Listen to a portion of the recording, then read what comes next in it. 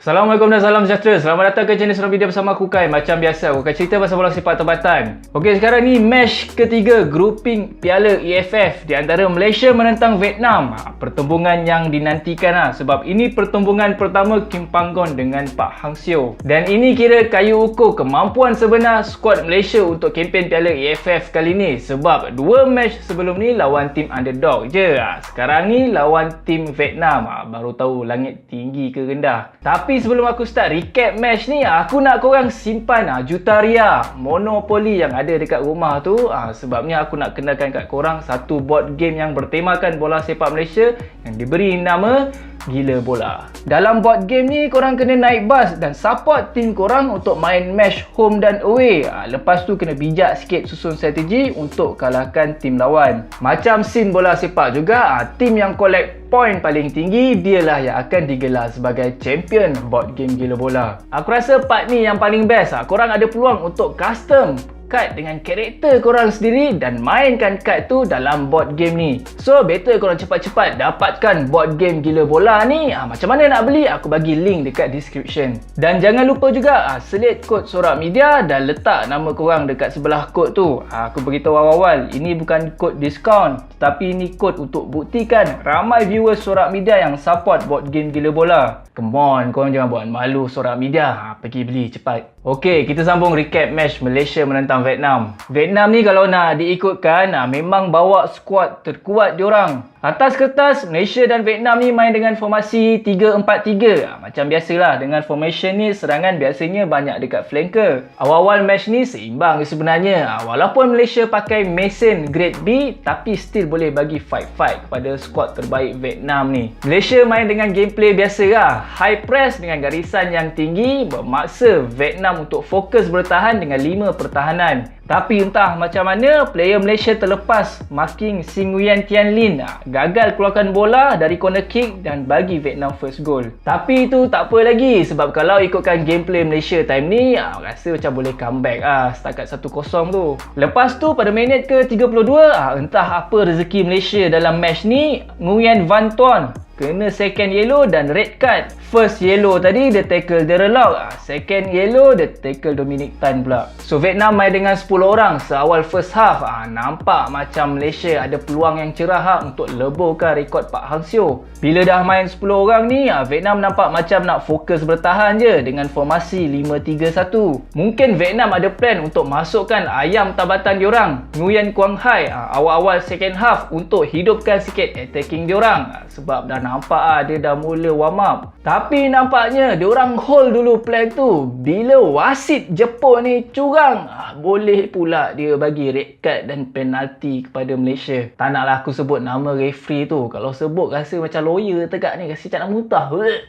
Aku rasa semua orang dah faham kot apa yang betul, apa yang salah. Dah ramai kot explain pasal benda ni. Pandangan aku pun sama je dengan majoriti pandangan rakyat Malaysia. First body contact player Vietnam nombor 5 tu dengan Azam Azmi bagi aku dah fall lah. Patutnya referee bagi free kick dekat situ. Lepas tu ada pergelutan dekat luar padang, which is bagi aku bukan kekasaran pun. Dua-dua player tengah struggle nak bangun. Tapi si player Vietnam ni memang pelakon nombor 1 Vietnam buat-buat muka kena pijak pula. Aku tak nak sebut juga nama player Vietnam nombor 5 ni. Rasa lawyer juga tekak ni. Lagi geramnya, linesman yang duduk jauh tu pun boleh verify yang ada kejadian muka kena pijak. Memang tak logik betul lah. Kalau nak diikutkan, si player Vietnam nombor 5 ni pun sebenarnya dah banyak kali buat fall dalam match ni. Sebelum kes red card ni, Azam Azmi dan Afro dah kena siku dengan dia. Tapi entah macam mana, referee dengan linesman ni tiba-tiba rabun pula. Tak nampak fall tu. Kalau nak diikutkan, Vietnam main kasar ni bukan dalam match ni je. Memang semenjak era Pak Hang Seo ni, Vietnam dah apply tactical kotor dan fizikal lah. Itu yang fans Indonesia dan Thailand pun bengkak juga dengan dorang ni. Lagi geram bila dapat tahu yang referee Jepun ni juga yang handle match Malaysia menentang Vietnam time kelayakan Piala Asia sebelum ni. Time match tu tiba-tiba dia bagi penalti last minute ke Vietnam.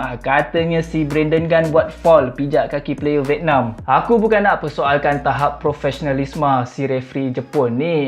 Walaupun dia orang Jepun, tapi kita dapat tahu dia sebenarnya kahwin dengan orang Vietnam. So mungkin ini faktor kenapa dia bias bila handle match Vietnam. takut tidur luar lah tu. Tapi aku nak beritahu korang satu, walaupun aku geram dengan geng-geng Vietnam ni, tapi still aku tak setuju lah bila fans Malaysia attack diorang dekat social media. Bagi aku, benda atas padang biar kita settle atas padang, jangan dibawa keluar. Dan tindakan FAM hantar report rasmi ke AFF tu memang patut dibuat memang dipuji itulah semangat profesionalisme yang sebenar. Tunjukkan sikit kita ni bangsa yang bertamadun, bukan bangsa yang makan anjing. To be fair, Malaysia sebenarnya ada baki 30 minit lagi untuk skor at least 1 gol, sebab time tu Malaysia dah 10 versus 10 dengan Vietnam. Tapi Malaysia tak berjaya skor sebarang gol terus layan moral down tu sampai habis match, dan Vietnam membuktikan yang skuad diorang lagi mantap lagi berpengalaman. Diorang bawa masuk juga Nguyen Quang Hai dan berjaya memecah belahkan defense Malaysia, dan dia berjaya juga assist third goal Vietnam. Memang nampak Malaysia kalah teruk dengan keputusan 3-0,